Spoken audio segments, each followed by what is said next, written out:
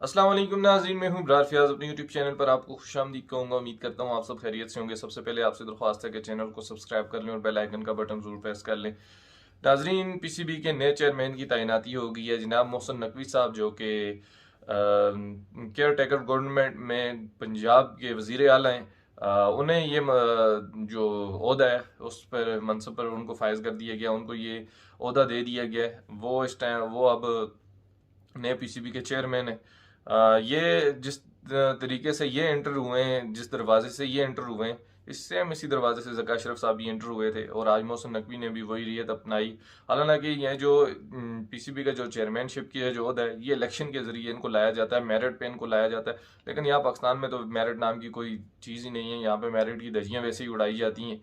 जहाँ अदालती निज़ाम से लेकर हमारे जो कि कोई भी इदारा ऐसा नहीं है जिसमें हमारी सियासत इन्वॉल्व नहीं है। सब इदारे तबाह और बर्बादी के दाने पे खड़े।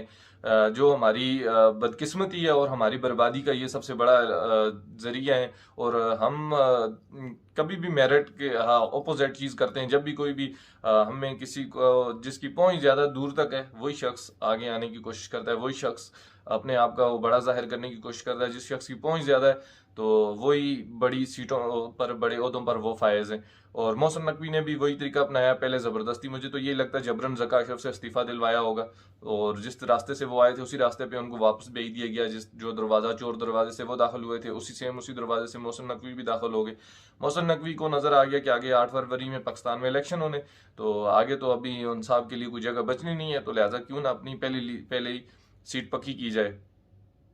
पाकिस्तान में इस तरह की ये हरकतें होनी, ये कोई बड़ी बात नहीं है। ये तो नॉर्मल हैं चीज़ें। इन चीज़ों से किसी को कोई फ़र्क नहीं पड़ता। पाकिस्तान के अंदर ये सारी चीज़ें होती हैं क्योंकि यहाँ पे जिस तरह की हमारी सियासत है, तो उसी ने हमारा बेड़ा गर्क किया हुआ है। हमारे सब अदारे तबाह और बर्बादी के दाने पे इन्होंने ला के छोड़े हुए हैं। और क्रिकेट को बर्बाद करने में सबसे बड़ा हाथ इसी सियासत का है, हमारे सियासतदानों का है। और जिन लोगों की पहुंच ऊंची है, तो वो लोग ऊंचे इदारों पर भी बैठे हुए हैं, ऊंचे मनसब पर भी बैठे हुए हैं। काम कारकर्दगी उनकी सिफर है। लेकिन ओहदे इतने बड़े दे वो, जब कहते हैं ना, जब आपको जैसी अवाम वैसे हुक्मरान।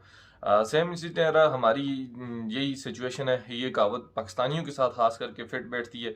हम हैं ही कोई बगैरत कौम, सीधी सी बात है। गैरतमंद होते तो हमें इस तरह की ना कभी हमारी सियासत हमें इस तरह की इजाज़त देती, या हम सोच समझ के फैसले लेते, ना हमारे हुक्मरान इस तरह के हमें मिलते। जिस तरह की हम लोगों की जहनीत है, या तरह की हम लोगों की सोच है, इसी तरह की हमारे ऊपर हुक्मरान भी मुसल्लत हैं। और इन चीज़ों से हम कभी नहीं निकल सकते। पाकिस्तान चाहे जितना दुनिया जो जितनी मर्जी तरक्की कर ले, लेकिन पाकिस्तान का जो सियासी निज़ाम है, या यहाँ पे जो अप्रोच वाला जो निज़ाम है, सिफारशी निज़ाम जो है, वो जब तक यहाँ पे मौजूद है, मेरिट की तब तक धज्जियाँ ही उड़ाई जा सकती हैं। मैं क्रिकेट की तरफ आ रहा था। मोहसिन नकवी को लगाने का मकसद, इन इदारे को तो पहले ही ज़का अशरफ ने तबाह बर्बाद किया। ज़का अशरफ ने अपनी लास्ट स्टेटमेंट में कहा कि मैं तो इदारे को बेहतर करना चाहता था, मैं बहुत सारी चीज़ें करना चाहता, लेकिन मुझे मौका नहीं है। मौका आपके पास था, लेकिन आपके पास अहलियत नहीं थी, आप इस काबिल नहीं थे।